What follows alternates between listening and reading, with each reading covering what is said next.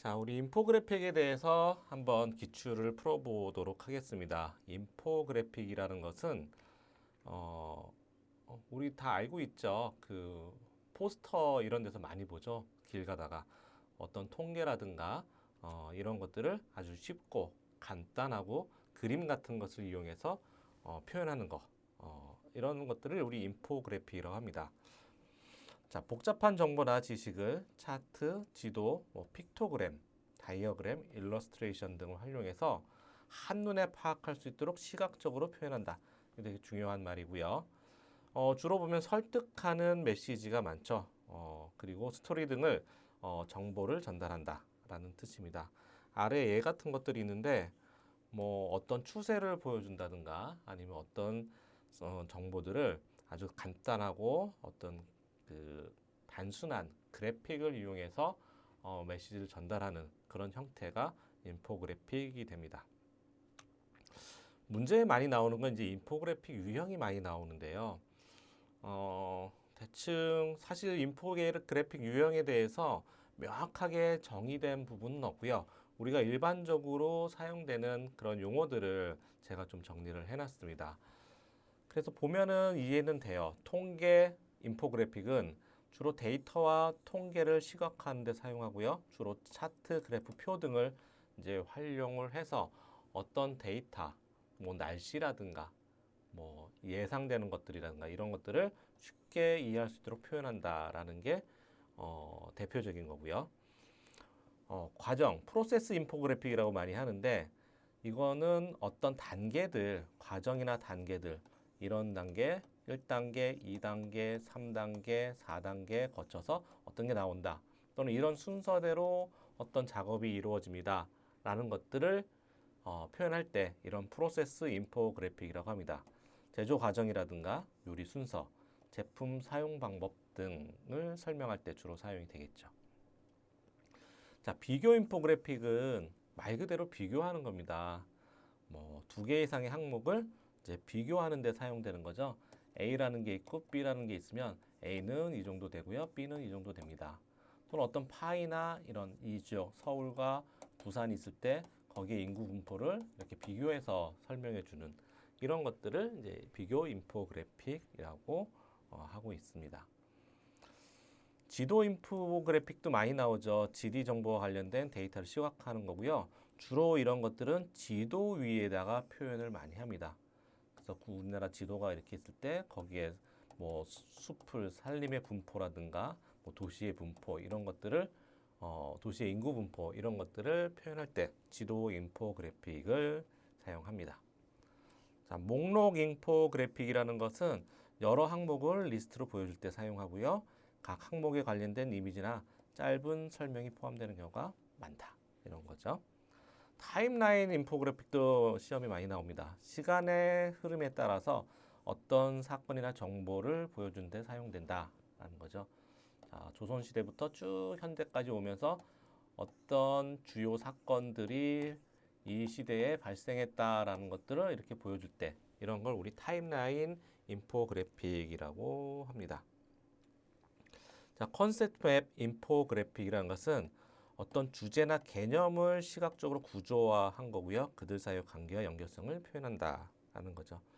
뭐 예를 들어서 어떤 책이라는 것이 있으면 여기는 뭐 수험서도 있고 여기는 뭐 참고서도 있고 여기는 뭐 교재 뭐 여기는 소설 이런 것들이 이런 주제별로 이렇게 연결돼서 나올 때 이런 걸 컨셉트 맵 인포그래픽이라고 합니다. 그래서 인포그래픽은 어떤 정의와 유형 정도만 여러분들이 알면은 시험 문제 푸는데 그렇게 어렵지는 않습니다.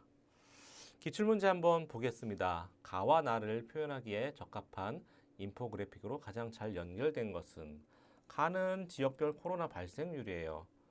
어떻게 표현할 것 같아요? 어떤 지역이 이렇게 있으면 거기에 여기 지역, 여기 지역, 여기 지역, 여기 지역 또는 뭐 한국, 미국, 뭐 일본, 중국의 코로나 발생률 이런 것들을 지도를 놓고 표현해 주면 좋겠죠. 그래서 지도 인포그래픽이 가에는 적절하고요. 코로나 발병 이후부터 월별 코로나 발생률 이거는 뭐겠어요?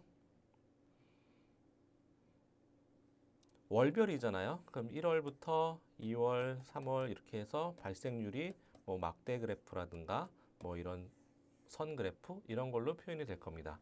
자, 이런 것들은 우리 타임라인 인포그래픽이라고 합니다. 실제 이게 통계이기 때문에 통계 인포그래픽이라고 볼 수도 있는데 실제 앞에 있는 게 비교 인포그래픽은 아니죠. 그래서 가장 적합한 것은 1번 지도 인포그래픽과 타임라인 인포그래픽이 정답이 되겠습니다. 자, 인포그래픽의 유형 중 역사적 사건이나 프로젝트 진행 사항 등을 시간 순으로 나열하여 전달하는 데 적합한 것은 시간 순으로 나열한다라고 하니까 바로 타임라인 인포그래픽이 되겠습니다. 자, 인포그래픽의 유형 중에서 주제 내용의 연관성을 중요시 여기는 유형은 타임라인 아니죠. 다 물론 주제 내용의 연관성을 중요시합니다. 하지만 이거는 시간 순서대로 뭔가를 표현할 때 스토리텔링은 어떤 스토리를 얘기해 줄 때 컨셉트 맵하고 비슷할 수도 있는데요. 그래도 우리가 원하는 답은 컨셉트 맵이 훨씬 가깝죠. 주제와 내용의 연관성. 맵이라는 것은 이런 연결 관계를 보여주는 것이기 때문에 컨셉트 맵이 더 관련이 있습니다. 비교 분석은 아니죠. 자, 5회 문제인데요. 다음 중 인포그래픽에 대한 설명으로 옳지 않은 것은 인포그래픽에 대한 정의에 대한 문제죠. 자, 하나씩 읽어볼까요? 정보를 빠르고 정확하게 전달할 수 있다. 맞죠? 데이터의 패턴을 발견할 수 있다. 잘 모르겠습니다. 디자인적 요소를 고려해서 제작한다.